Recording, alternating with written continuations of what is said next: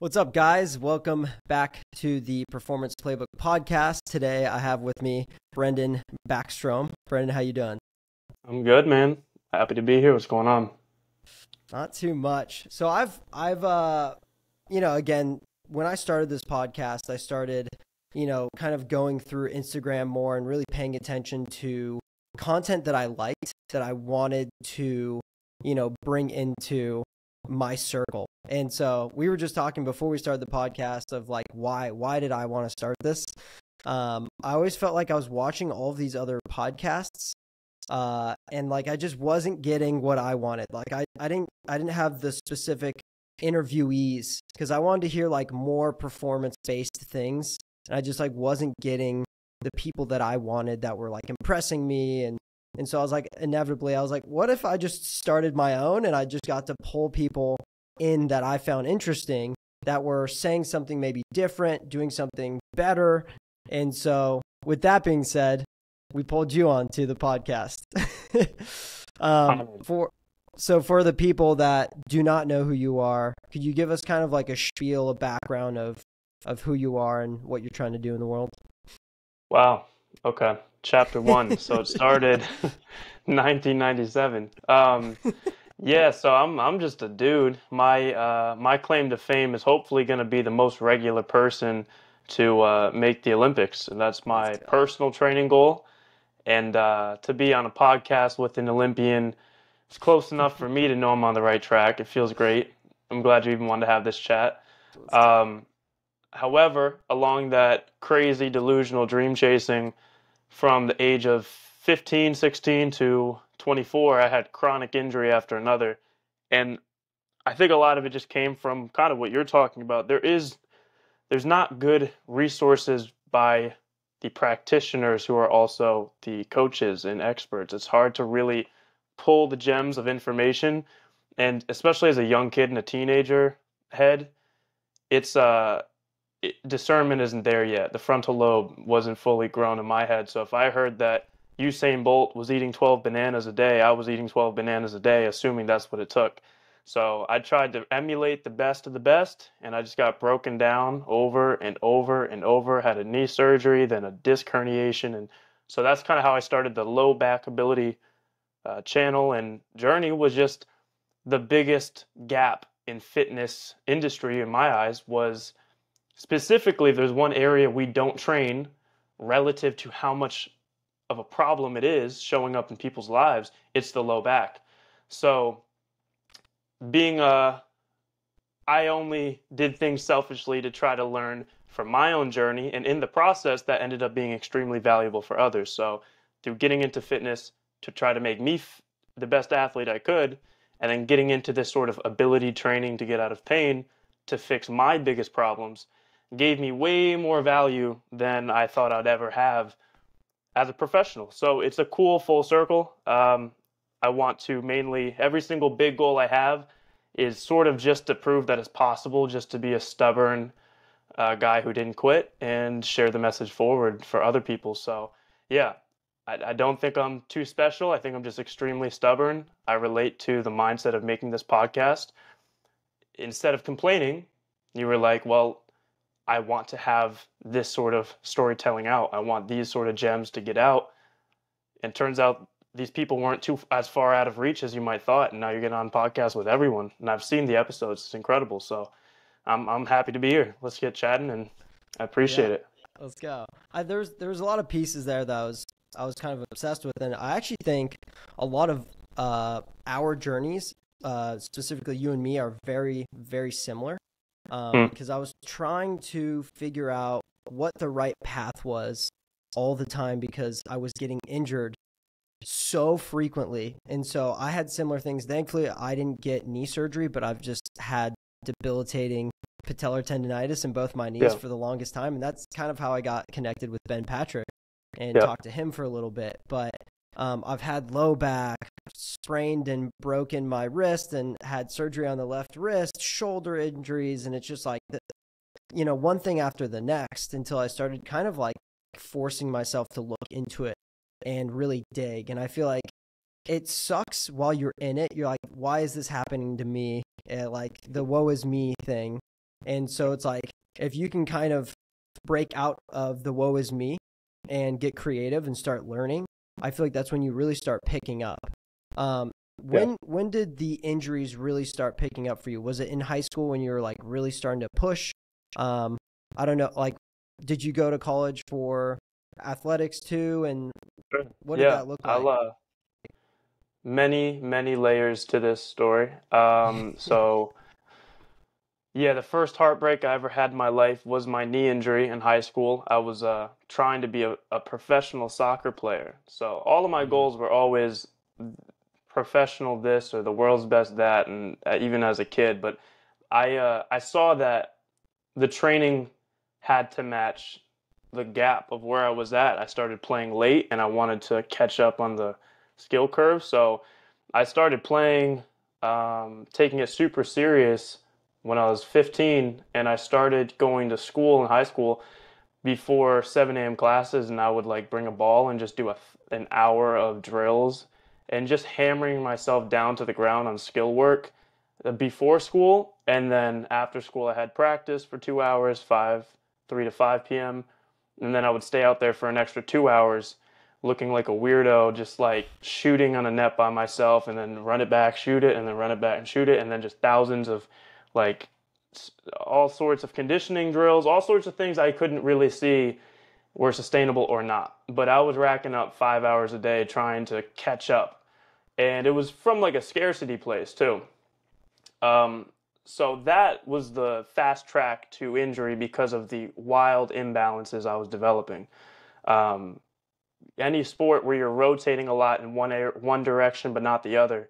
Soccer's a little more balanced, but not everyone's practicing their left side as much as their right.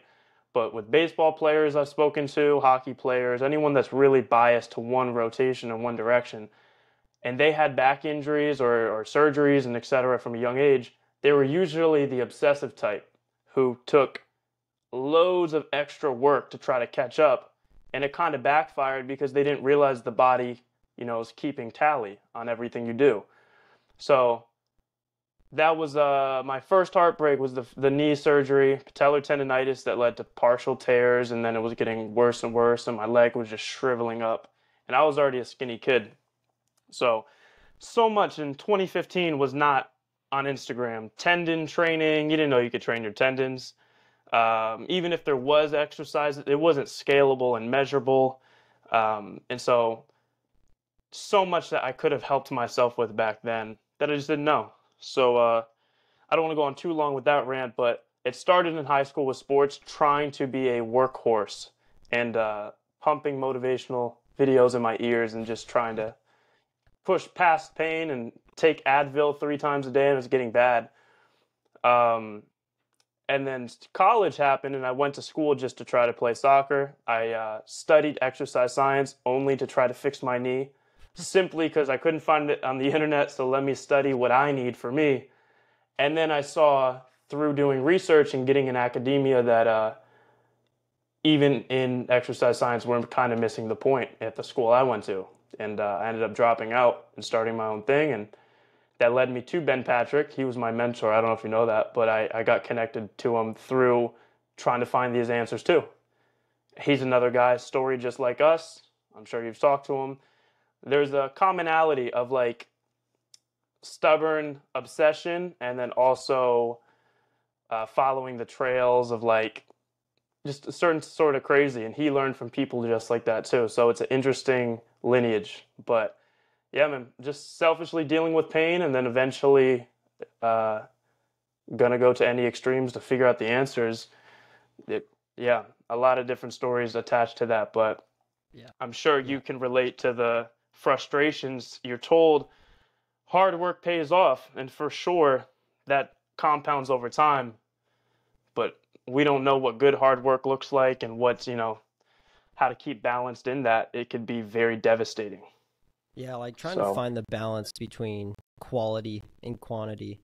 I've learned that being older within my sport, and kind of similar to what you're talking about, but like learning to actually recover. It's okay to like actually recover and rest. And I do think that's interesting to hear. So it's patellar tendonitis. and then you ended up having to get the knee surgery.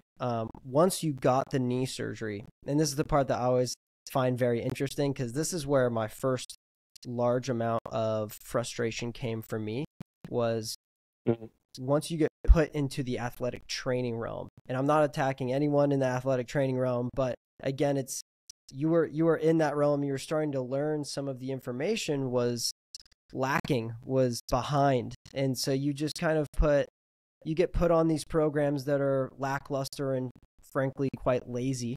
And then, you're constantly in this, circle of, little tiny exercises with a lot of ice, and then you get stiff and you're not really strengthening. And then somehow the knee pain comes back, weirdly enough.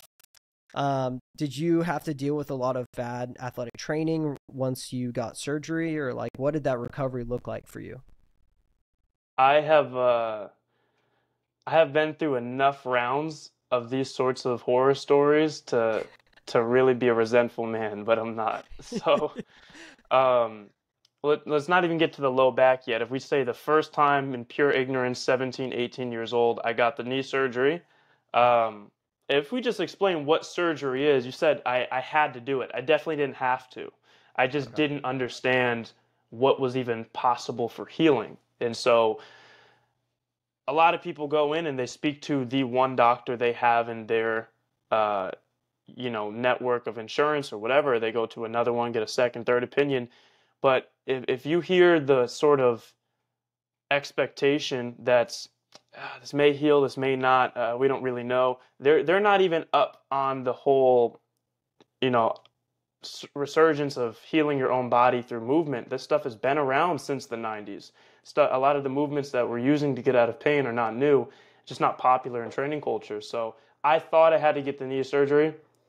And what surgery is basically giving yourself an injury. The surgery I had, they cut my tendon in half and then stitched it back together just to try to promote circulation and healing. You know what else promotes circulation and healing to tendons? Pulling a sled backwards every single day. That would have been way easier, but no one really spoke on it like that. So once I healed from the 6 to 8 months of the injury of surgery, my great surprise was I still have the exact tendinitis pain that I had before the surgery. But now I had this complete numbness on the left side of my knee that's never went away. They cut through nerves. They didn't do arthroscopic. They went straight open knee surgery. And I still can't feel the entire outer part of my knee. And I still had the tendinitis that I started with. So I was like, okay, I'm still on my own. So I just wasted a year in my head and now have all these, permanent sutures and metal stitches in my tendon, but I still got to figure it out. So that was frustrating. That's how it goes. But I don't blame the people that did it. I don't blame myself in the past. And I think that's a major thing too for anyone stuck in injury, is not hating yourself for what you didn't know at the time. And there's information out there though. We just got to find the solutions and stay open-minded. So yeah, that was a tough one to come to realization too. It's Yeah. still on me. No surgery can fix me. No one treatment, no ice, no product fully could fix it. So that was the start of this for sure for me. Yeah, I think I was, again, once I got to college and I was put in like a collegiate system to where they Mhm. had a lot of these people at your disposal. You're like, oh, okay, sweet, this is gonna be awesome. I'm gonna be put with very like intelligent people that have done this with a bunch of athletes, and then you kind of just go and run into similar stories you start hearing actually everywhere. They're just at a Yeah. better job that's paying them more. And so Yeah. when I got to Purdue, my body was falling apart, and so I go and see the sports doc, and I sit down in that meeting, and he looks at me and kind of glazes over what my issues were, and he just looks at me and goes, okay, so we'll either do knee surgery or you can take naproxen. And those were just my Which is two. just a strong Advil. Yeah. Yeah. And so he was like, you could take that or you could get knee surgery. And like, again, from the most of the horror stories I've heard from knee surgery, it's like, you're not really coming back. Good luck. Like, it's going to be hell. And so I was like, yeah, I mean, obviously I'll pick naproxen. Like, I hope this will help with the athletic training that we're doing on top of it. And so again, start running through all of these issues, and still, again, right? It's like I'm taking the naproxen, which means I'm glazing over the pain. I don't feel the pain. It's still there. The issue's still there. The imbalances, you say, right? Like my plantar flexion sucks, and my patellar tendon's weak, VMO's weak, and then you have this imbalance between the hamstrings and quads, and you just start looking at all of these pieces, and don't even get me started with the feet. And so Yeah. it was frustrating to hear these things. And then, once the part that cracks me up is my story for me, I get out of diving. I was so mad from my experience in Tokyo. I ended up like blowing out my knee before my prelim. And so again, I started taking all these drugs. I was luckily enough to stay consistent. I still got into the final, but my knee, I was just so petrified of it like rupturing, because I had to take so much drugs because I couldn't bend my knee. And I'm like, okay, after that event was done, I was like, I'm retired. I'm done. I just can't deal with this knee pain anymore. And as I retire, I start seeing and finding Ben Patrick's work. And I was like, of course I find it now. And so I give it a try. I do it for 3 months. I was retired for 4. And I was like, hey, like I think I can come back. I was climbing, and I was like dropping from the top of the wall onto the ground from like 10 plus feet or whatever. And I was like, what the hell? Like, that should have hurt. And things weren't hurting. And so it's like learning how, okay, proper rest is definitely going to be helpful, but actually training properly during that rest is what's going to really build back the tendon, get the blood flow I need in that area, start building the foot, get the hip flexor open, all of these things that are so great. And so it's cool to hear that he was a mentor of yours and you're able to actually work through a lot of those issues. I do think it's I want to hear the story though of, because your low back ability, what was the driving force there to kind of push you in that direction more so than the knee? Well, there is a knee guy out there that we know about already, so that'd be a big shadow to try to cast under.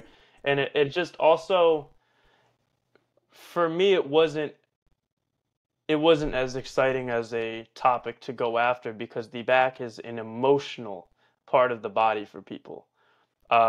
It's the number one cause of disability in the U.S. People that get little handicap things in their car to park closer to the supermarket. Well, the majority of those are coming from back pain more than anything else. And people young and old. And that was one of the biggest realizations when I started making content, was the amount of 19-year-olds who were, I was having to talk them off the ledge because of back pain, and they've already had surgery multiple times, and they're kind of being gaslit the entire time because they're young. So there's also the entire misnomer about age and pain, age and injury, that one, if you're young, you don't really know what it's like to have back pain. And then two, well, wait till you're my age, because everyone gets back pain when you're 40, 50. Both of those things are on the same line of ignorance, unfortunately. And the confirmation biases, the stats are that. The stats are that people are getting back pain through age, but it's not age. It's a widespread avoidance and fear, and the result is the body breaks down. So, in terms of making that my mission, that was a reflection of just like the moral compass that came, and I just felt like it kind of fell on me, honestly. I was working with Ben at his company in Florida, and that's a whole other story. Of making him my mentor was a very crazy life situation, synchronicities too. But with the back, I was teaching people about speed because of my speed goal, and my name was ATG Sprinter, and I wanted to really go big into the making bad genetics to Olympic level talent that be a worldwide story and teach people along the way. And it still is, but I just started getting more and more resonance with the low back pain.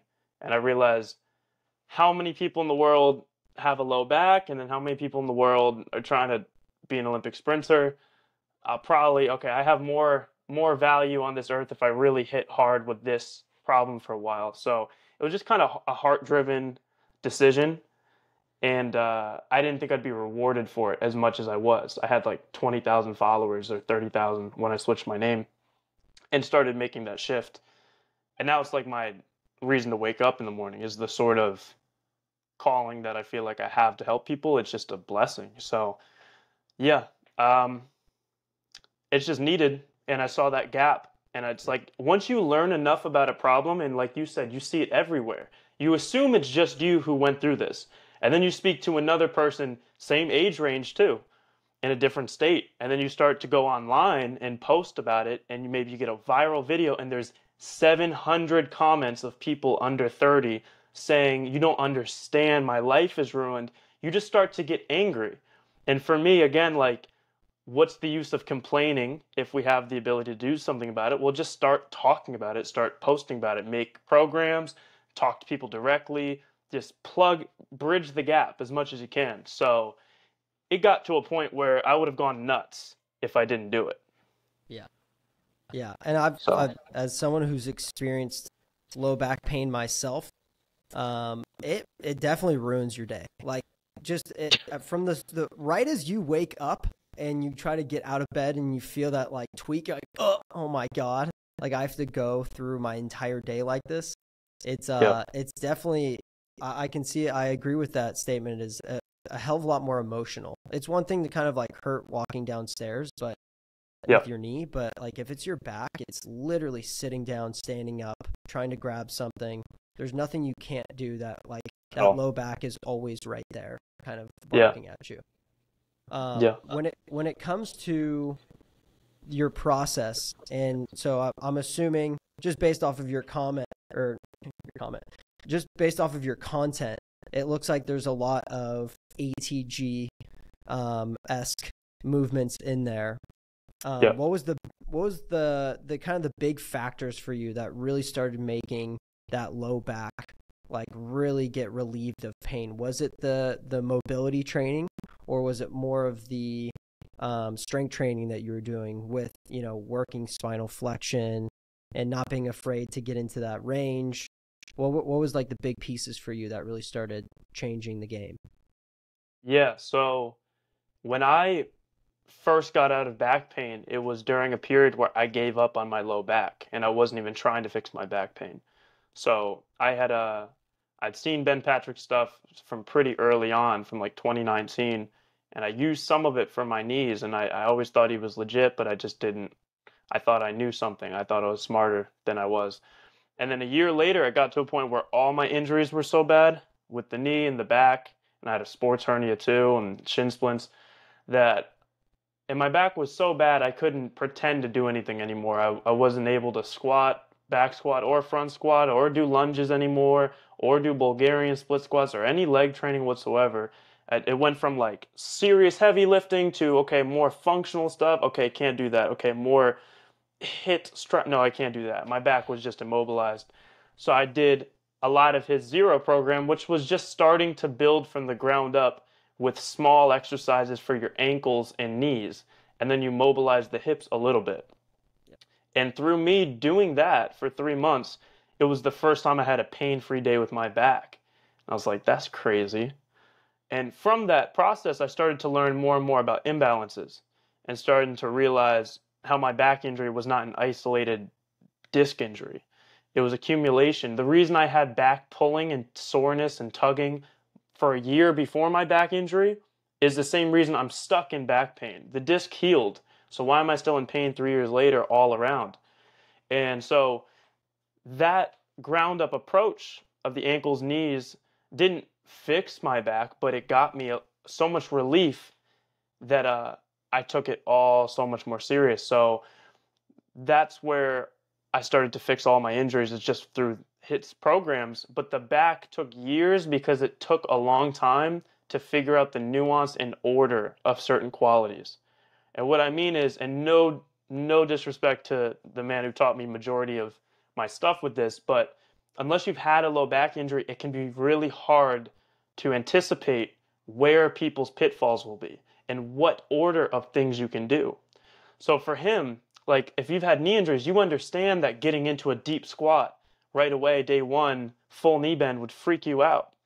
But can somebody get on a staircase and do a 2-inch step up and train their knee over toe just a little bit? Yes. So through that innate fear or, oh, okay, I can do it, that discernment, you realize doing short range movements can get you to the long range stuff. And same with the back though.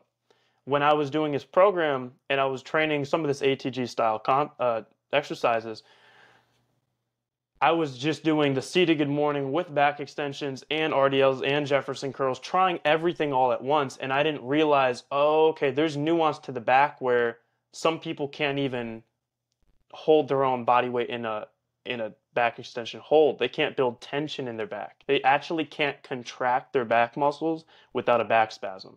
So it was through figuring out that stuff that led me to almost like a sub niche of training for imbalances and mobility and strength, that it was like there's a certain order you have to do, there's a certain qualities you have to regain. So the very long answer short was fixing the imbalances from the ground up, and then matching mobility with strength, and then building the low back directly to be super resilient, and realizing every bone, every ligament, every tendon, every bit of cartilage, disc in the back, it's all adaptable. So we have to find ways to start training it like any other joint. So yeah, it was, can't say it was one exercise or not fully. It definitely, it all counts. But the more I went into it, the more I realized there was a lot to it. There was a lot of different ways to help people, because sometimes when you give someone the right stuff that should work, like I found the ATG solution, and then it doesn't work, you feel like I'm a bad coach. And it turns out just there's more complexities. So yeah, that was it was like a 2-3 year journey of me getting to, from starting that style of training to getting to where I'm at now, where I'm pretty confident about 90% of back injuries seriously can be trained through reversing out the imbalances and structural weaknesses. But it's not as easy as do 1, 2, 3 exercises, you'll be fine. You could actually hurt yourself. Yeah. So you have to build up to it very methodically. Yeah, I feel like there's always a gray area in being able to implement something for someone. Like a big thing for me for kind of releasing a lot of pain in my back was not just doing the pigeon stretch, but actually strengthening that glute. Yeah. Like, so like the pigeon push-ups were big for me. And then actually like working that a little bit rotationally was a big help when it was coming to loosen those. The glute, the erectors kind of felt super tight for me, especially having to get into positions that have so much spinal flexion. Sure. That was a big change for me that really made a big difference. So we hit the knee.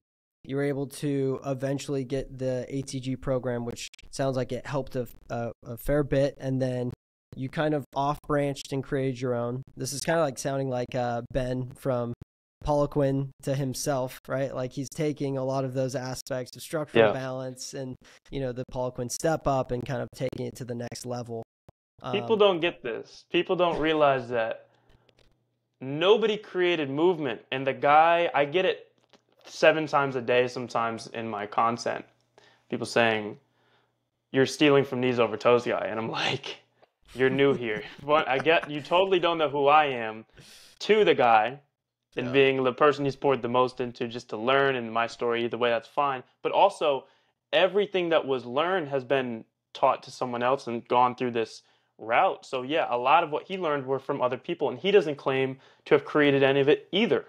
Yeah. The only exercise that I think he coined was the Patrick step up. But if you ask him even further, his wife created that one, and she wanted to be the Snyder step up because that was his wife's last name. But they didn't like the ring of that, so they went with Patrick step up. But what I learned from him weren't the exercises, it was the principles. And that's what's been passed down and down and down. And we're learning this. You could study so many Olympians, so many coaches, so many trainers like him and I. And it's the same underlying principles that have been filtered through the different training styles. And that's really where the truth lies. It's not about do this one exercise. That's not it. You can do it terribly wrong. And so, sorry to cut you off on that, but I think that's a major thing. Like, the sense of competition and who created this and like that, and the way that people frame it for the drama of it, sometimes it defeats the point of we have so many more people to help. Like, this stuff needs to become common knowledge in gym culture. So it shouldn't be viewed as this, oh, that's his thing, that's my thing, that's that and that.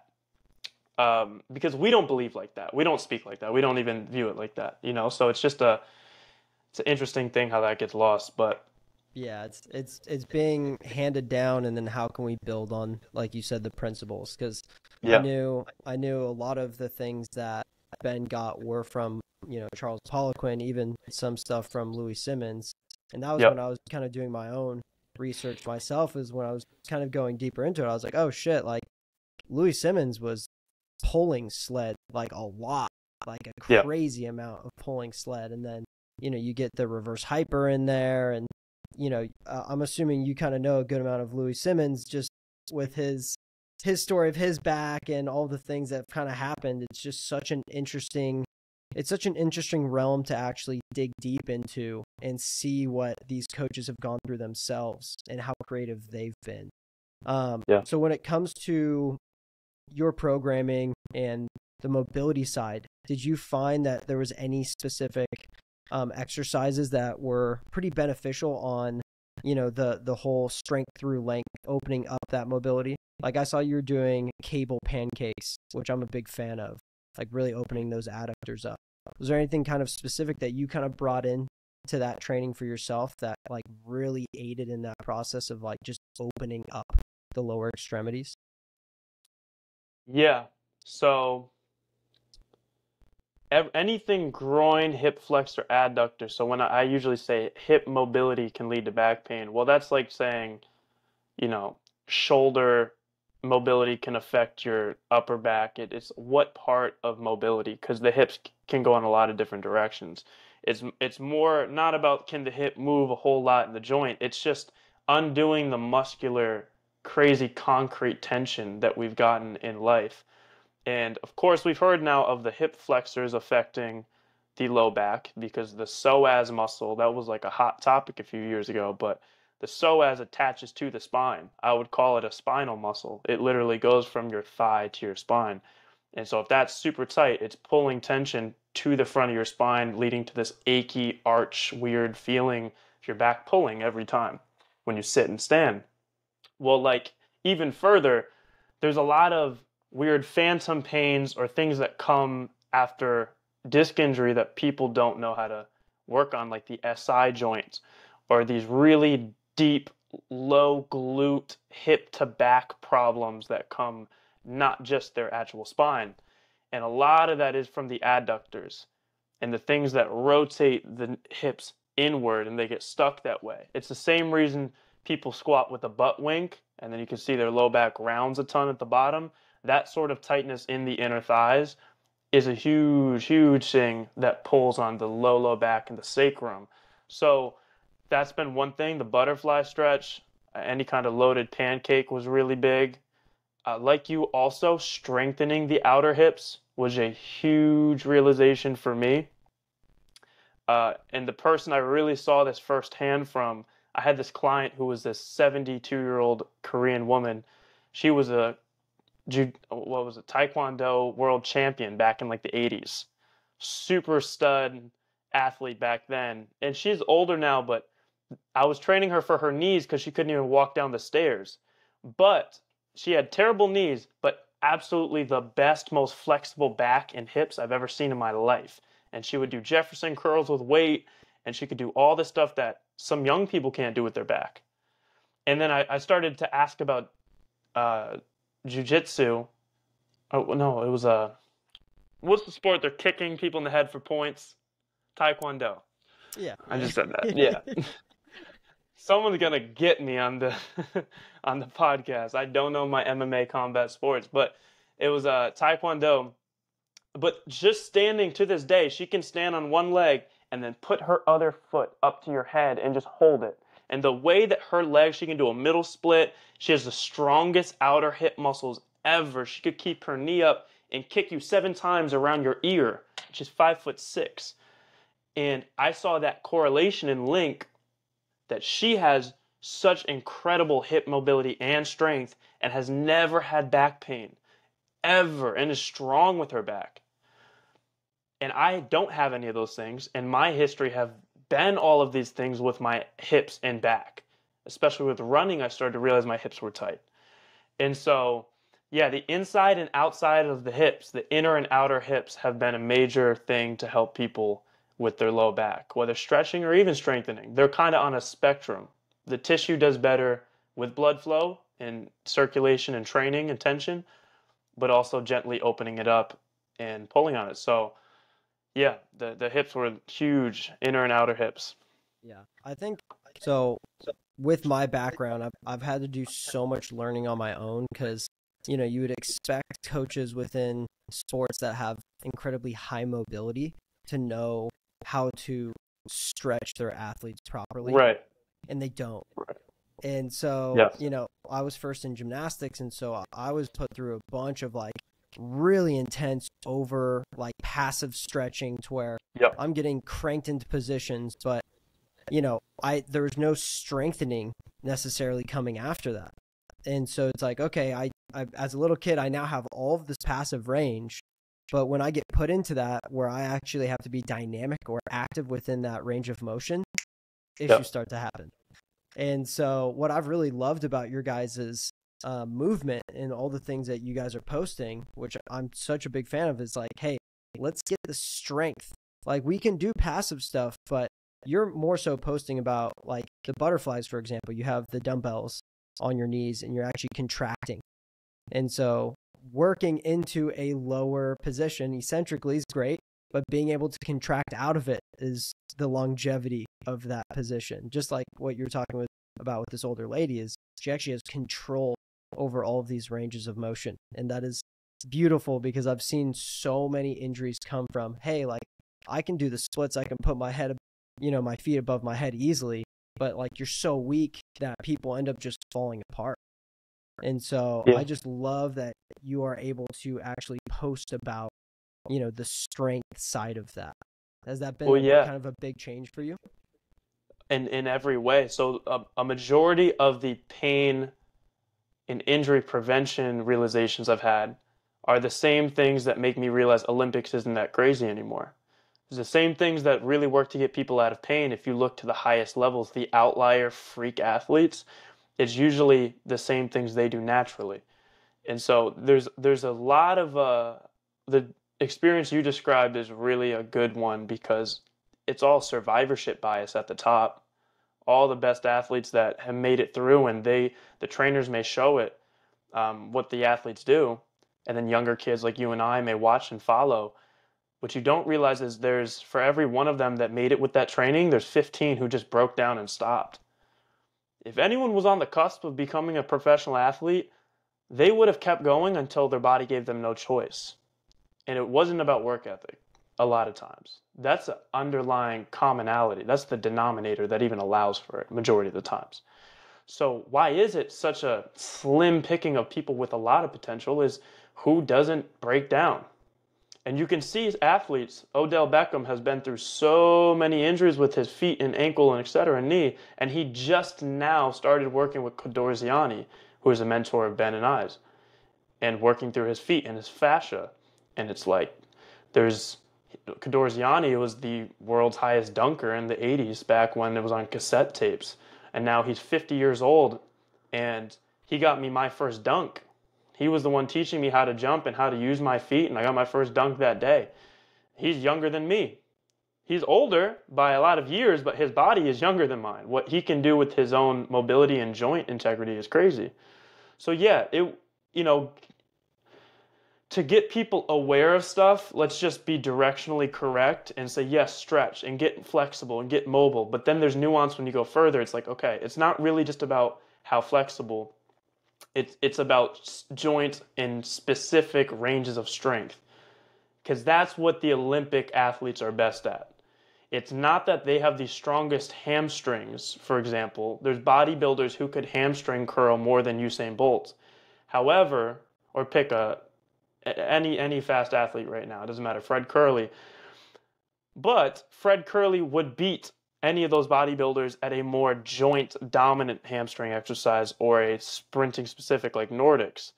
And they're both hamstring strength, but one is more specific to the end range of the joint where it's tendon biased, and then the other is just strength of muscle. The same thing is true on stretching. There are a lot of flexible people in yoga that can do splits better than me. However, the strength I have in a split squat is way stronger than them. And the psoas strength and hip flexor strength I have is way stronger in a stretch. And so the cool thing is, if all I did was, this was my experience for 3 years, obsess over what's going to get me the most bulletproof and out of pain and with no issues in my body. I put zero emphasis on the athletic training. I didn't do any explosive stuff. I barely even lifted super heavy. Everything was just biased to this. And I went out in a track meet. After zero sprint training for an entire year, I did not run at all year. And I ran the fastest time of my life in a 400. Which is not a fun event to do if you're untrained conditioning wise, metabolically. But and it wasn't that fast of a time, but I was so slow before and I was in shape.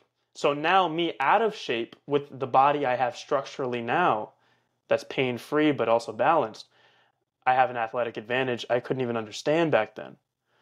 So everything has changed because of experiencing in real life the effects. None of this would have mattered if I read about it. None of this would have motivated me to teach it if I just, saw a video on it. It was experiencing, no, literally every goal I wanted is possible now because it had to be a better way to get there. Thank God for my pain. If I never got injured, I would have stayed a subpar athlete just thinking my genetics suck.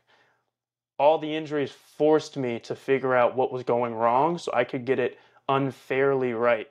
And now that's where I feel like it's unfair in the other direction. Life was unfair because I kept getting injured, and now it's unfair because no one's going to take this stuff serious until they see more and more stories. So it's my competitive advantage. And so I'm sure for you too, after saying you're going to retire from diving, and then you start to get out of pain and see all these things you never even thought about. Now you realize I'm not that old. I can get back in and have a whole new advantage, I'm sure.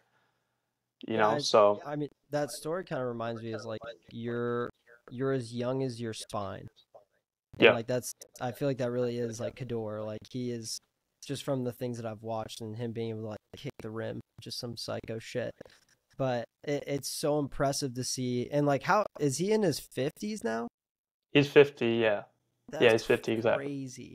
To move like that. And I really don't feel like people really grasp how incredible that is. By not even just the kicking the rim part. That's cool. But I think the part that I'm obsessed with is dude, look at his ability to move at 50. That's what our standard should be.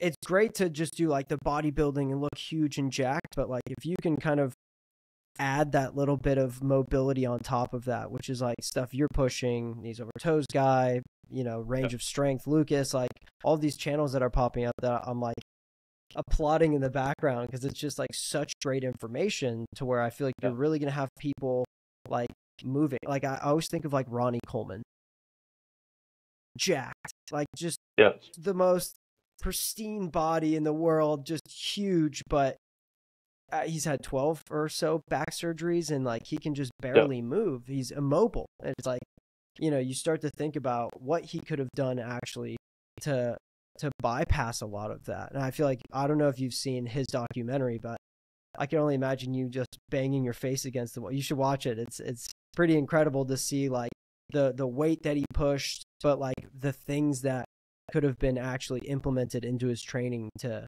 really make sure that he didn't just miss every single disc in his back now.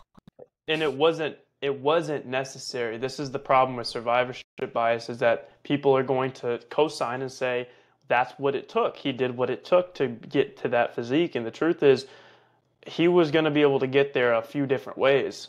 And truthfully, you just don't even, we don't have the ability to know what he could have done had he understand a little bit better.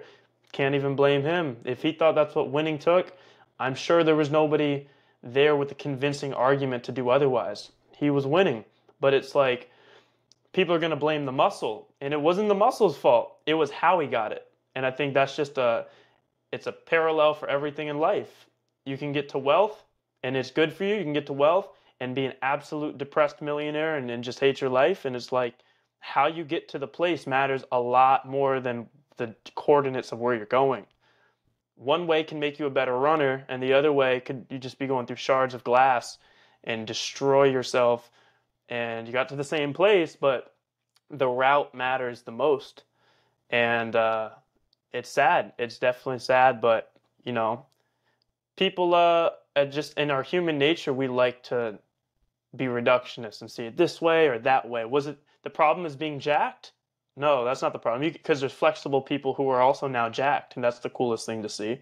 So then it's like, well, so what was the problem? And now you get to the real questions, and you can study clues from those outliers, which I've always been excited about. The bad ones like that, go to the extreme case studies of people got injured, just straight destroyed by the time they're 50, and then the rare outliers of athleticism and longevity, like Cador. And you see the same presence of the truth or the absence of it, and you can start to make your own conclusions. But yeah, it's tough to see that sort of stuff. People that did not know any better going to that extreme. Yeah. So then looking back at kind of, let's say, the mentor that you had, Ben Patrick, and all of the learning and the training that you've done with him, do you find that, like, not to say that you're pigeonholed with information similar to like some of these other people, but do you feel like you've kind of pulled yourself out of it to add or implement a little bit more? So it's like, I know you guys, and tell me if I'm wrong here, but like, it's similar to the Poliquin stuff, right? Like, you save a lot of your plyometrics for your sport specific movements. Let's say you are doing some sort of sprinting, or Ben is basketball, but like, have you added in certain plyos or maybe short range movements like a pin squat? What have you added to your training that maybe he didn't have or utilize? Are you speaking for my athletic training or just the low back healing stuff? I would say more for the athletic, because that's when you're going to have to more hyper specify to what you're doing. Sure. Yeah. For me, again, it's not always what you do, but how. I found a lot of nuances within exercises that no one's taking me serious on. Even when I was at ATG and I would explain stuff like Nordics, everyone loves Nordics for speed. I started to realize that when you do Nordics with your glutes contracted with zero hip bend, your hamstrings get pulled in both directions. Your hamstrings do two main things in your body. They're hip extensors and they're knee flexors, meaning they help you do in RDL, they help you extend your hips from when your hips are bent, and then they also help you curl your knee, do a leg curl. And so if you do both of those things at the same time, meaning you're hooked in the Nordic, but instead of going with your hips bent and your head going forward, how fast can you come up on reps and go up and down, up and down? If you were to be super strict and contract your glutes, and you go down with zero hip bend, because you're doing both the functions of what the hamstring does, you're extending the hip at the same time you're actively doing the knee flexion, it pulls it from the middle and pulls in both directions. It destroys your hamstrings in like a crazy full way. And so I started obsessively doing hamstring work like that, and I started to get insane Nordics and super results from it. So sometimes it's not even like new exercises, it's like dead serious discipline to doing certain things a certain way. Because, this sounds like silly or hyper specific, but think about a bench press. There's a whole sport based on bench, deadlift, and squat, and then there's bench presses in different lifting cultures of bodybuilding, how they do it a different way, and they do it a different way. Well, the same thing is going to come for these exercises. because they're more novel and new, right now the tone is just do them. But then as these become more implemented into the culture of training, you're going to start to see the way to do it more for this goal versus that. And so for me, I've just kept studying obsessively at the people I'm trying to become more like. It's kind of weird, like to where I'm like looking up these athletes' bodies and staring at their physique, trying to study parts of their body that seem like the commonalities. And one thing in sprinters I've seen over and over and over is the low back and the lower traps. Their entire backs are just mountains. And so one exercise I use to help people get out of pain is a trap 3 raise, where you're using super straight arms and you're lifting up far away from your body. You're training your low traps on an incline, on an incline bench or a back extension. And it's some of those postural muscles that help your upper back. It seems like a good little exercise drill, or it's considered as shoulder rehab. A lot of people done Y's, T's, and W's. It's like that. Well, where most people take it is from like, okay, 5 pounds to 10 pounds. I'm trying to take it from 10 pounds to like 25 pounds. And I'm trying to have the world's strongest trap 3 raise, because I need there to be absolute mountain ranges down the backside of my body. Because that's a commonality you see with the world champions right now. If they take off their shirt, they do not do these exercises. They do not even train whatsoever really in the weight room too specifically. Just through sprinting and their bias of their body, they have that. So I'm going to train to be more like that. Same with hip flexors, etc. So yeah, I've really just had hyper focuses on some of the nuance, not so much creating even new things. I've done that for the back. To get people out of pain, you have to be very creative. Some people can't handle the spinal flexion at first. Some people can't get in a pigeon stretch on the ground, and you have to create new variations and new approaches. But the principles work, and I'm not here to try to change every aspect of that. I don't need to feel smart. If I make it to the Olympics using this stuff and popularize it, I feel good enough about my contributions to helping people. I don't really put my pride in my my knowledge and how smart I am. Just embodying it and really finding accessibility for people, and the buy-in and making it more available is the thing that's lacking. Yeah. So yeah, a lot of the back stuff that I've helped people with, that's the stuff that I'm using very heavily for sprinting, back extension, Nordics, trap 3 raise. People know it, but they're not doing it enough, in my opinion. Sure. For speed. So the goal is to go to the Olympics. Are you shooting for like the 400-meter sprint? Is that like the main event? Yeah. Okay. Have you added in a lot of sprint training now that you're shooting for that goal? Do you have so it's just primarily strength training? It will be. It definitely will be. We were speaking off podcast right before we started about the tropes of trying to build a business at the same time of building your body. And sometimes you can lean in on one more than the other, and it probably doesn't have to be that way. But yeah, for me, I've had this weird little knee tweak, ironically speaking, from being mentored by Knees Over Toes Again. We figured it all out. Well, even within the ATG system, there's stuff that we don't fully know how to help yet with, because not everything is just tendonitis or ACL or the front of the knee. I had this posterior knee tweak in the back of the knee on the outside for 12 months. And I was able to do everything except sprint. And so I did all the stuff that I know to do, even outside of ATG. All the stuff I've researched so many times. You know what a popliteus muscle is? Mm-mm. Neither did I. Plantaris muscle. I've learned very much the ins and outs of potential anatomy problems within here. Maybe it's a PCL, LCL issue. I don't know what it is, but I've made a lot of improvement on it. But it just showed like I'm still not above stuff. You don't reach a zenith point where you may not get some weird injury that seems to not go away. There's still gaps where you learn more. And for me, I needed to do incline hill walking or incline treadmill walking.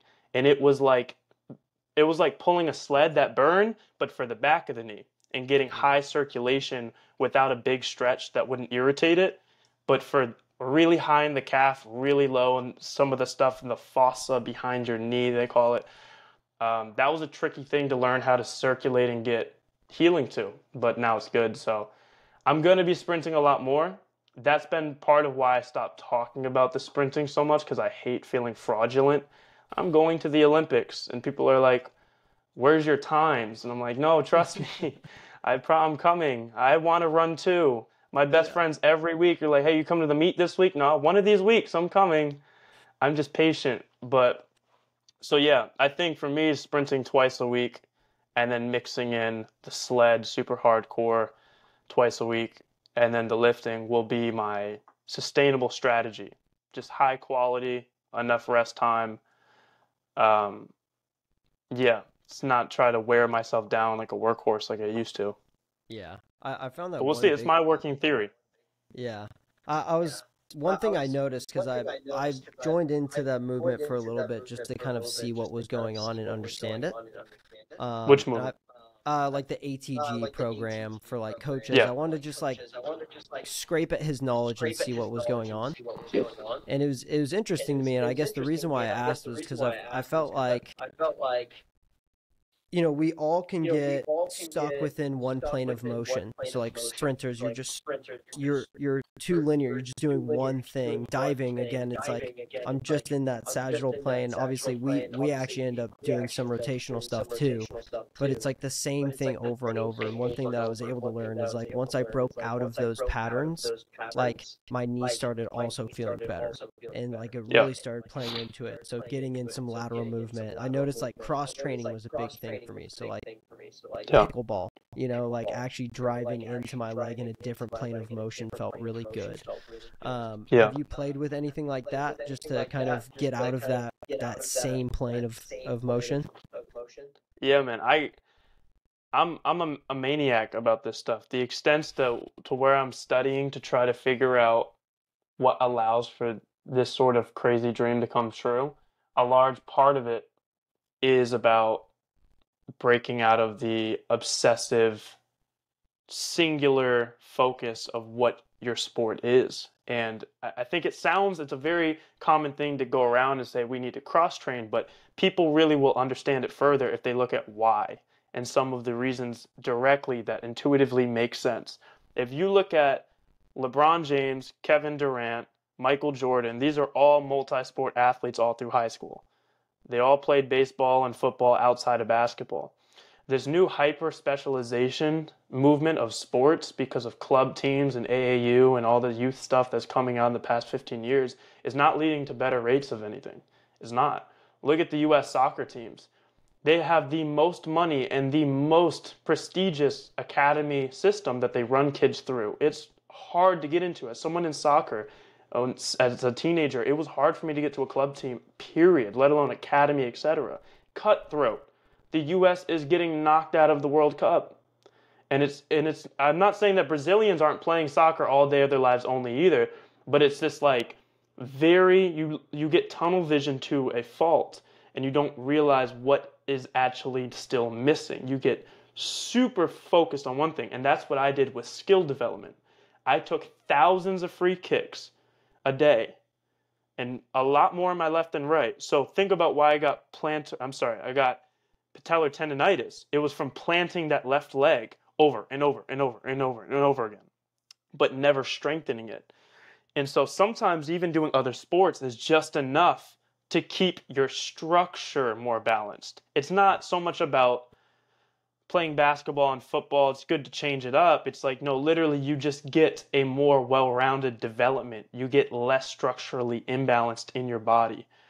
But then even the skill side, diving is highly technical. I'm sure of it. I mean, it's insane the timing and I don't even pretend to know.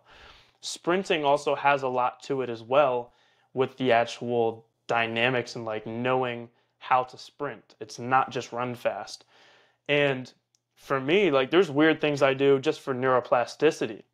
I like literally will there's so much to this that people aren't realizing yet. And I've wrote down basically half of a book of what I'm going to release when I make it to the Olympics because I need it to be understood.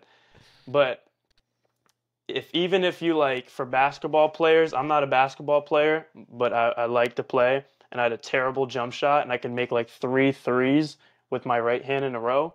I went into the gym for 2 months straight and only shot with my left.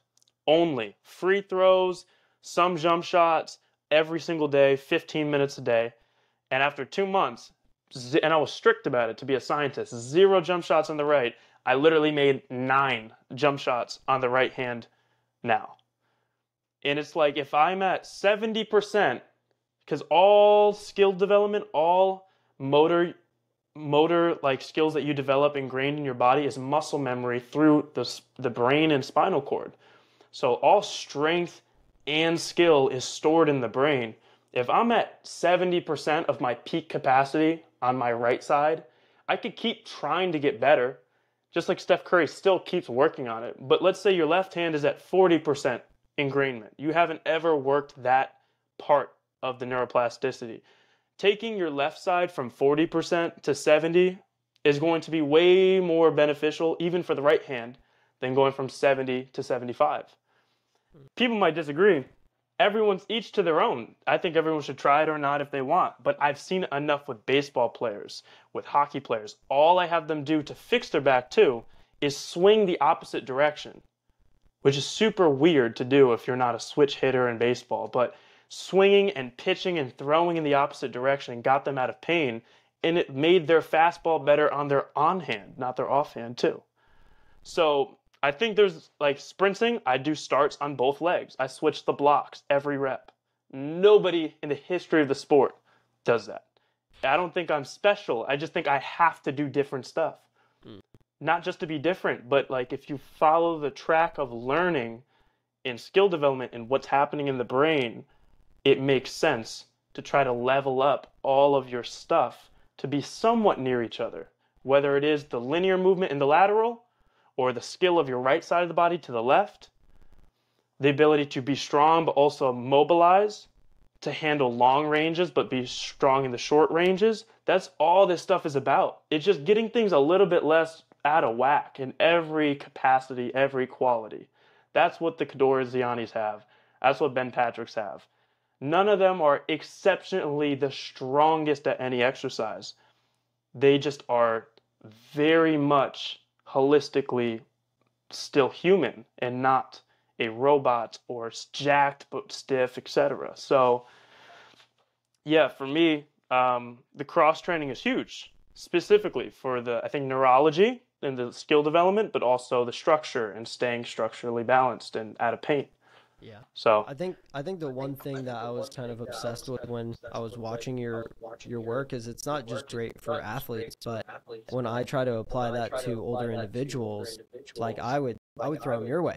Be like the movements, right? Like some of the big, yeah, like one of the biggest killers of the elderly is falling. And so if you falling. can have, if you could have the mobility to get down, stand up, and trust your low back, trust your hamstrings, build up from the ground up, Yeah, you're just a lot more stable. And so I was watching your yeah, content, I was like, I feel like you need to be like screaming at older people too, like come here, like this. A lot of this work will I try. alleviate so much pain. Yeah, Yeah, yeah, and it's tough. How we talk about things, the culture of it will dictate how we aim and what we see results in. We think it's normal that you need a walker at 70. I've seen videos of 90-year-olds sprinting in races, right? And I think it's just a mental framework, a different mental model that I may have than most people. I don't know. But I see that and I want to know how. Because if I see it there, I think it's possible, period, for everyone. Where most people would look at that and be like, that's an outlier. We don't consider that in data. Throw that out.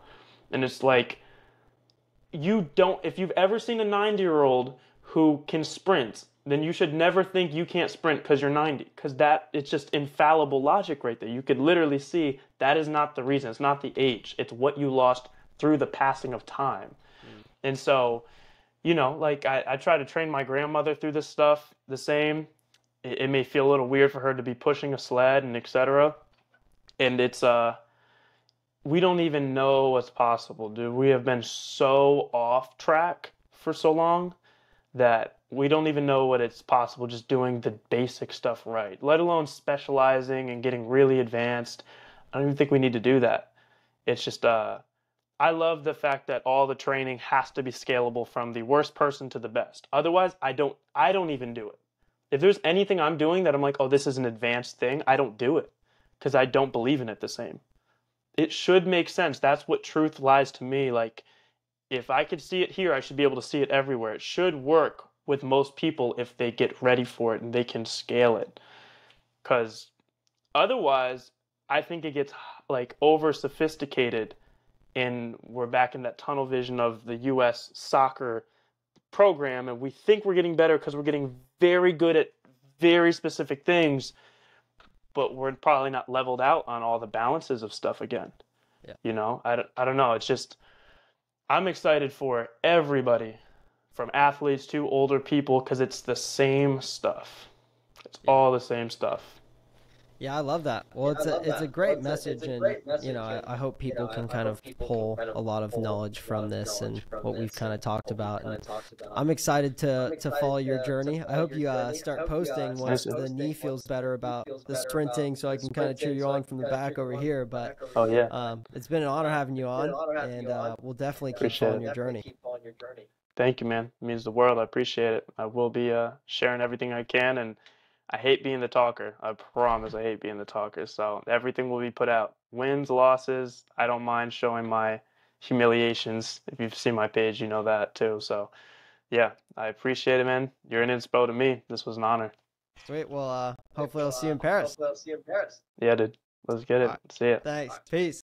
Yep.